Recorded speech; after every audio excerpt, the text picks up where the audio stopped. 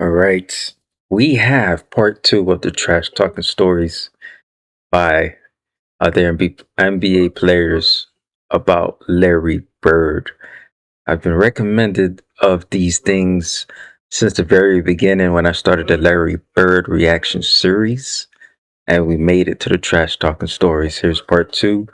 Without further ado, let's jump right in.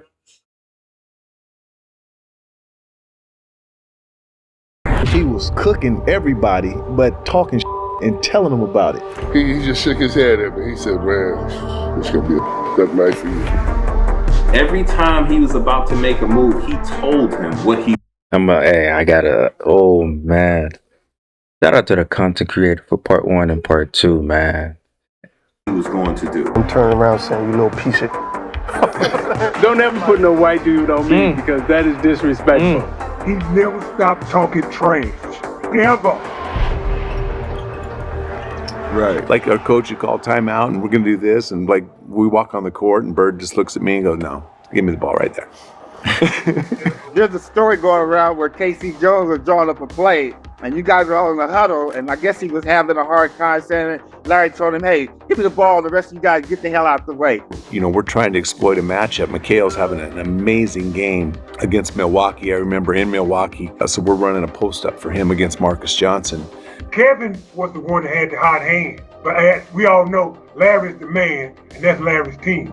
But KC was torn between drawing up something for Kevin because he had the hot hand and not offending Larry. So he's very upset with that, so I diagrammed the play. He says, heck with the play, Case. Why don't you just give me the ball and tell everybody to get out of the way? Give me the ball and tell all the rest of the guys to get out of the way. I said, shut up, Larry.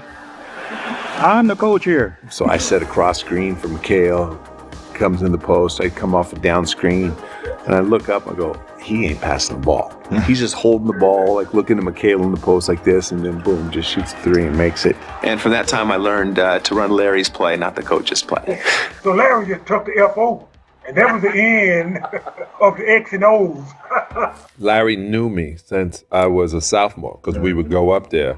It's not illegal to go up and be in a camp in Marshville, in Boston, and you work in a camp, but really you're there to play against those nighttime games. So Larry knew who I was, and I get in, Chuck Daly has me starting one time, and Larry looks around and goes, "What's up, Sal?" I said, "No." He goes, "You on me?" I said, "Yeah, I got size on you right now. I've been watching every movie." He goes, "Y'all not double teaming?" And he's looking around. I go, "Nah, it's just me, fella." He goes, mouse in the house. And they change the play, and he catches the ball. He does this, and he shoots it. He says, "Sal, you better ask for a double team, bro." I got 2 quick fouls because I'm smart like that. And he hated Bill Laimbeer. So when you got a guy that hates somebody, he's playing for entirely different reasons. I mean, everybody's seen the footage. All back line at one time it was Kelly Tripucka, Bill Laimbeer, Kim Benson. 3 white dudes. 2 of them I ain't ever heard of. Okay. All right. We walk out on the court, and he said, "Cheesy, who guard me?" And I was like, I got Kelly, I got Lamb, I got Benson. He's like, "You ain't got no brothers?" Like, you disrespecting me. That's what he said. Straight up. That's exactly what he said. He said, "Hey man, you can't put no white dude on me." Hey, that is straight disrespect. Right? So check this out. So the next year we come back, I said, "I got somebody for your ass," right? Yeah. He said, "Who you got?" I said, "Robin." He said, "Okay.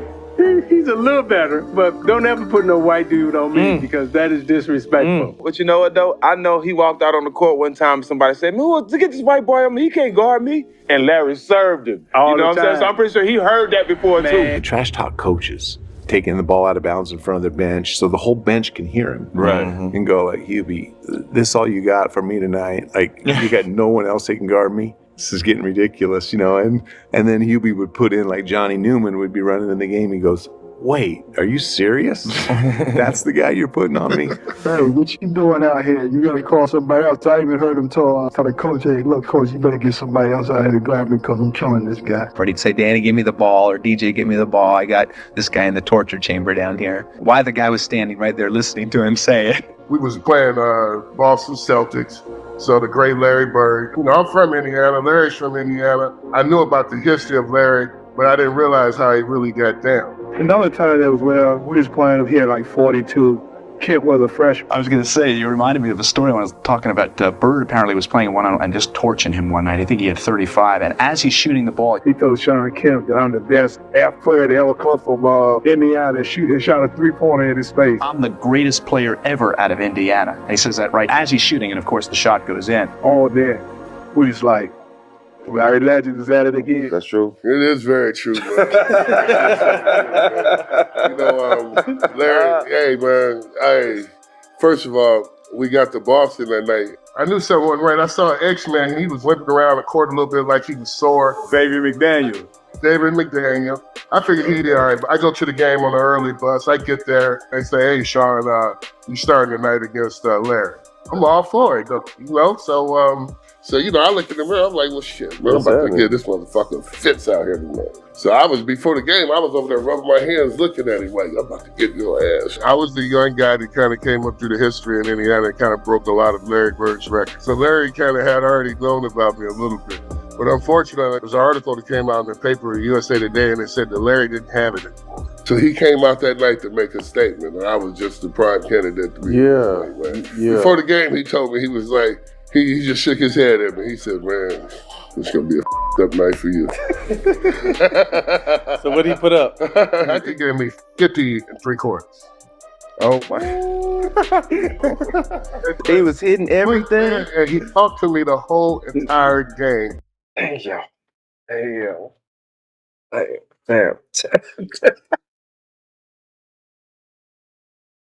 Oh, this is what I like. This is it right here, man. These stories. That's crazy. What did he say? Well, first of all, he asked me to jump ball. He said, you the cat that broke all my records in high school, right? And I was like, yeah, that's me. He said, I got tonight. So every shot he was calling, at the defensive end, he would tell me, he'd be like, I'm going to pump face you, get a hand one on you, look at you. But he was actually calling out bank shots. He would say, next time, bank shot left side, I'm going to pump fake you. Your dumb ass going to go for it. He would tell you that, and it happened. I said, first of all, I'm going to be so close to you. If you shoot the ball next time, I'm going to try to rip your arm off. Being from the streets, man, I was to the point of like, look, I'm going to foul him so hard that he's basically going to take his will. He started shooting the ball with his left hand, man. I was trying to foul his right arm. He was shooting with his left hand. A quick pump fake, dog, and you go for that and hit. Got you. Man, come on, man. Making it off on me, looking at me, still slapping me on my butt and everything, man. What'd you do? Man, I had to foul out, but I was on his ass. I'm gonna tell y'all this, man. And then Larry, he actually invited me to his house that summer after the game, man. He told me, he said, that's the best defense I've seen so far, the best effort. It's like, he was like, I've had nobody play defense that hard on me. Mm-hmm. I love it. He go, I appreciate you playing out here. Then he was like, you still compete. 50 and 3/4, but that was the best effort I've seen. 50 and 3/4. And he said that's the best effort. Oh, that's crazy. In a long time. You come to the house and shoot around with me. There's something I show you how to shoot the ball, young fella. Larry Legend. Straight up. Hey guys, I got some merch. We got some merch in the house. I'm gonna link it down in the description and also in the comment section. These were personally designed by myself, and also I worked with a graphic designer. Here are a couple of mock-ups as well. Jesus, the way, the truth, the life. That design was personally designed by me. Also, another design is this one right here. Jesus is the real king. That was personally designed by myself. This one right here is a personal message to men. We need Jesus. We need masculinity and godly men in the world, because it's going to be a better place. Fathers, husbands, we need order. The broken family is not working. We need to come back to the order, God's design. Here's this one. No pornography. It was an addiction that I dealt with, and I wanted to put it on a t-shirt. Here's this one. Love. God is love. And because we love is because from God himself. And here's another one. Here's another design. Fathers matter. I don't care what the government say. Of course, it's another message for broken homes. We don't want broken homes. Here's another one right here, and it'll be in the description box, and it'll also be in the comment section. So let's get back to the video. No, Larry's probably the best trash talker. And you know the best thing about Larry now? He's so buttoned down now. He's just like, I didn't do that. Man, that guy lied. He was the best trash talker. And he denies everything. Larry Bird was the biggest talker in the league back in the day. And a lot of people say, really? They thought it was Reggie or Charles. Larry Bird talked more trash on the basketball court than anybody I've ever played against. He would tell you exactly where he was going, what he was going to do. And he did that to us in the finals. So we playing him the last play. He says to James Worthy, he says, you guys don't have to worry about it. I'm going to go right over there that corner. So he was like, guys, don't worry about it. I'm going to go right over here to the corner. I'm going to catch the ball, I'm going to shoot it, and ain't shit y'all can do about it. They take the ball out, and I think it was either Danny or DJ. The late, great DJ. Yeah. You DJ coming down, right, with the ball. Oh, great DJ, that's good. So pass it to Larry, he's in that corner. Now I got to go out and close Larry Bird out. So as I'm running out to Larry Bird, he's talking trash to me. I don't know why you running out here. Who says that in the middle of the game? He said, I'm gonna wait till you get one step away from me and I'm gonna shoot it right in your face. So I got one step away. He shoots it all net. 3-pointer, good. Take the ball out, the man curl right to the corner, caught the shot, shot a three, game over. It's like, are you effing kidding me? And he turned to me and said, you did all that running for nothing. And it was great trash talking because it wasn't vulgar. I mean, he wasn't pounding his chest. You can just be standing next to him. I would jump out and try to block a shot on rotation, and he'd say, Scott. You jump high, but you don't jump that high. You can't get this. He hit you with, Scott, you're a little too late. Scott, you're not getting that. Why are you even jumping? Why are you running out here? But it was all game. He'd say something like, don't do that. Yeah, don't do that. I mean, he talked the whole game. He could be red hot or ice cold. He never stopped talking trash. Ever. Ever. I was guarding in my rookie year. He looked at me and he goes, you can't stop me. And I looked at him and I said, gosh, boy, you're so confident. He was confident. You're a rookie. You don't know anything. He proceeded to score like 10 straight points up. The coach took me out the game. He walks by and he's laughing. Brad Doherty told me this story. Larry Bird catches the ball in the deep corner and he steps back for a three. And before he takes the three, he's like, oh wow, he's going for the win. He's not going for the tie. Larry Bird catches the ball in the corner. I take off running out at Larry Bird. And right when he's getting ready to shoot, I jump. And he head fakes him. And as I go by, he tells me, he says, fly, Bird. Now it's 3-2. He hits him on the butt with the ball. And then he shoots it at the buzzer. And I go right by him, he shoots the ball, it's nothing but nylon. And the confidence that hit him on the butt as he flew by him trying to block a shot. He would do a head fake, or he would do this, and the guy would turn, and he would just fake the crap out of guys. He was playing chess and everybody else was playing checkers. He was 3 moves ahead of everybody else. And you never knew what he was going to do, but you knew it was going to be something special. Bird didn't talk trash to you, Oh, my God. Bird talked trash to everybody. I wasn't around long because he was hurt when I was playing that first year or second year. But I just remember. Hold on, I got to pause this. I have to pause this and make this comment. Or what is going on here? Kenny the Jet Smith. What year was this? Wasn't he always bald? I don't remember him growing his hair out. I'm sidetracking a little bit because I'm a big fan of Inside the NBA, man. Big time. What's going on with the hair, bro? It don't go right with them. It looks like one of these on top of his head. One of these on top of his head, man. One quick thing. We were playing against him, and I think I stole the ball from him. And I just remember him turning around saying, you little piece of And I was like, to me, that was Larry Bird. And I was so happy because I'm like, that Larry Bird told me you're a little piece of You know what I'm saying? Like, they came back and told Chambers, I know you guarding me, and I want you to know something. There's only one man that can guard me, and that's God. Now think about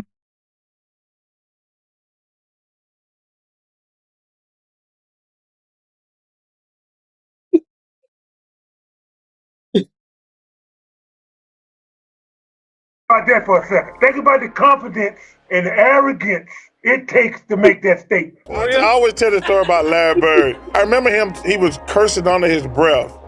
And I asked him, I said, Larry, what's going on with you? He says, you guys are being disrespectful to me. And I says, what are you talking about? He says, You guys are putting a white guy on me. That's disrespectful. I just started laughing. I had no comeback when he says, it's disrespectful when y'all put a white guy on me. Larry said, I'm insulted that they would put a sorry dude like you on me. He said, no, I don't even want to play no more. He would drop the ball and take a turnover. And I'm looking at this guy like, he's nuts, you know? The story goes that when he played against Denver, they had a guy named John Hansley, a white guy, a really good defender, right? Okay. They put him on Larry, and Larry was wearing his ass out. Absolutely. And Larry would run by the bench and tell Doug Moe, who was the coach, get him off me. That's disrespectful. Put a black guy on me. Because when he played back in the day, that's all he played against was brothers. So he was like, I had to torch his ass so they understand. And Larry got on the roll, so I shoot the ball. Every shot was going in. All right, he runs by Frank Layden, who's the funniest guy in the league. And Frank is coaching, and Larry says to him, hey, Frank, don't you have anybody on that bench who can guard me? He goes, so nobody out here can. Frank looked out of the bench and goes, no. He was the originator of getting in your face and talking trash. And then you sit there and you go, this guy up in my face talking noise. He ain't that fast, he's slow. But he knew how to aggravate you, agitate you enough to get you out of your game. They used to talk so much trash, man. So I remember we playing them in the elimination game in Joe Louis Arena. And, you know, end of the game, they up like 8 or 9. They done won the series. And you're going to try to take that last shot, right? Said, I hope you make this last shot because it's your last one of the season. While I'm in the air. Bam. Clang. I missed it. You know? But they used to talk so much trash. And he's Larry Bird. People are here to see him play. I remember kept telling a referee, stop blowing your whistle. They didn't come to see you. They came to see us. And I had to go like, what did he just say? Did he just say, stop blowing your whistle? If I had said that, I'm out. But when I said that he cussed his ref, I said, ain't nobody come to see your punk ass. Stop blowing the damn whistle. I'm like, what?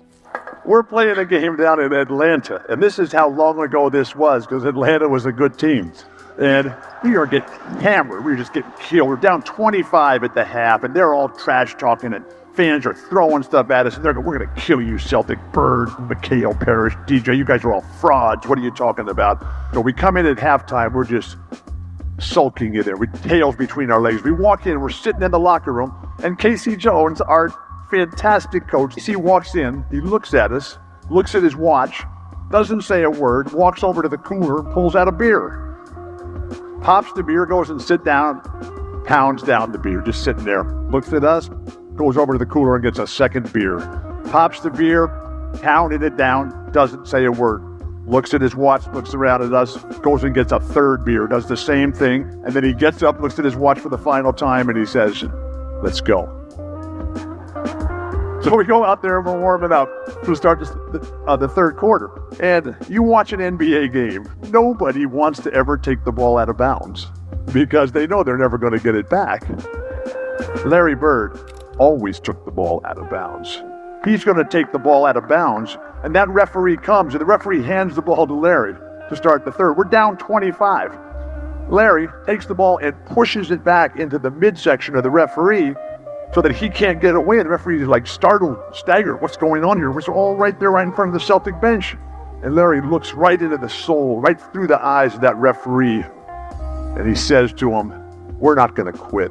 You make sure you don't quit either. The shot just like melted on the spot. Larry hit 11 straight shots to start the third, including 7 threes. We were tied at the end of the third. We won in overtime. We did not need a plane to get home that night. Larry Bird, you're awesome.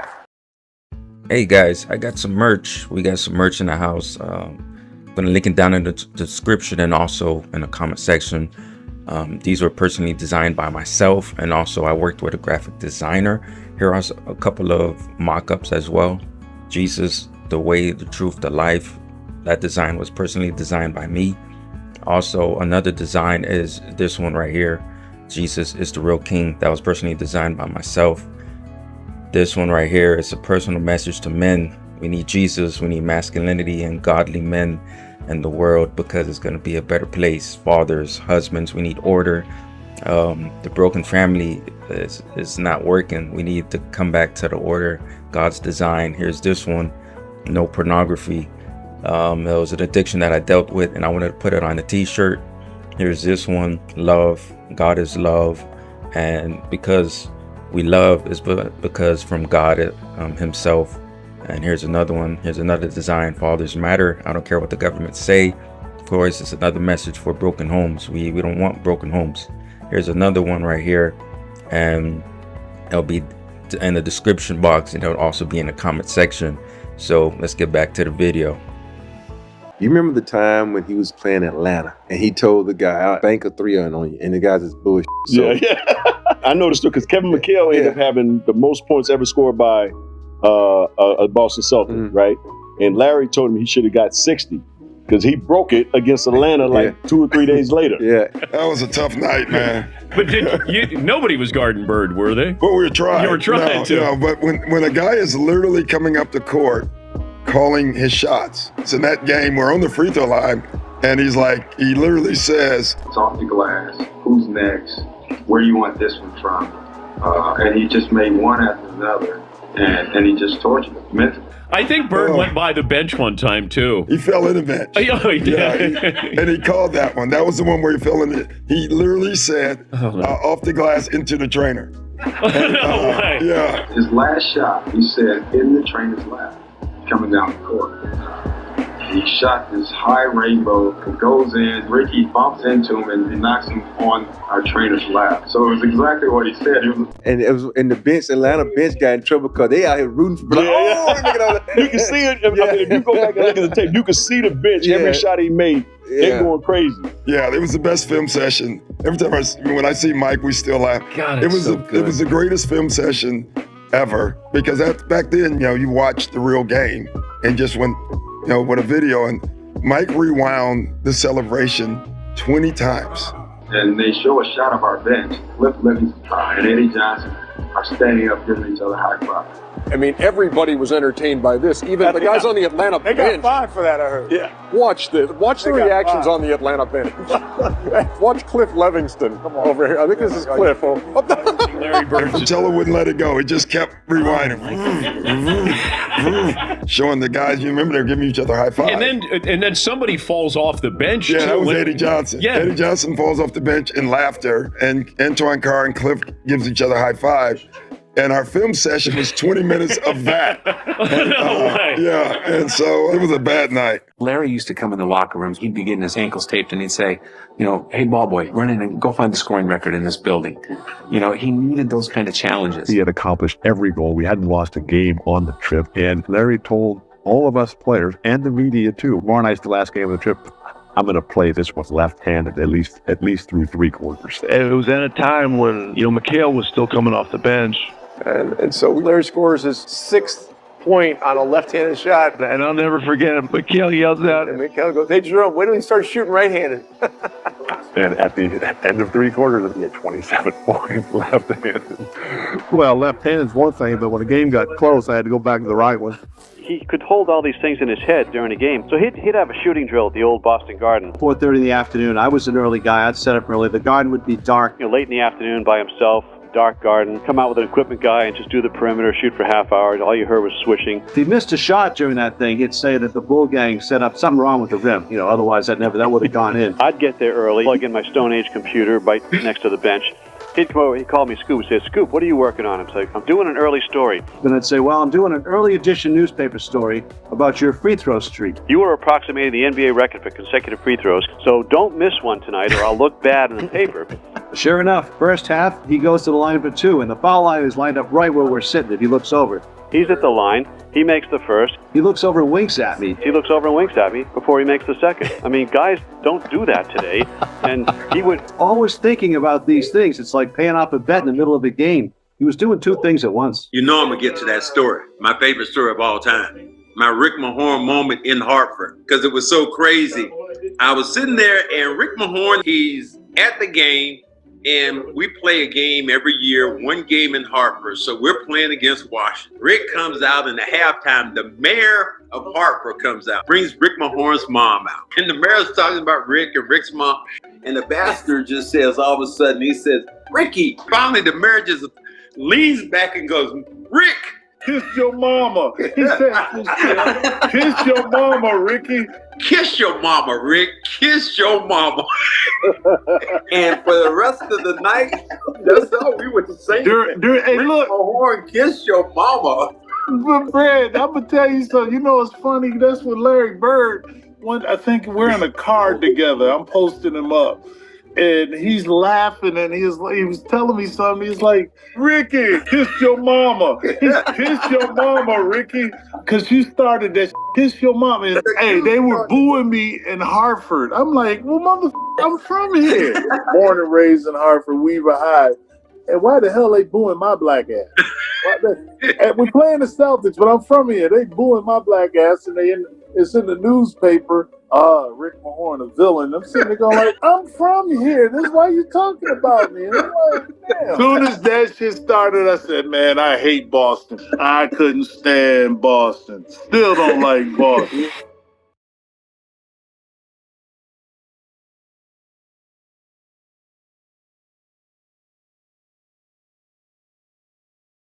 Oh man, that was good. That was good. Oh man, this was part two. I think there's more. Oh, this is hilarious. These stories are hilarious. Dang. And the way that he's doing the trash talking, it's not disrespectful, it's not vulgar. It's the part where he's telling the players what he's gonna do, where he's gonna do it, and he comes out and do it anyway.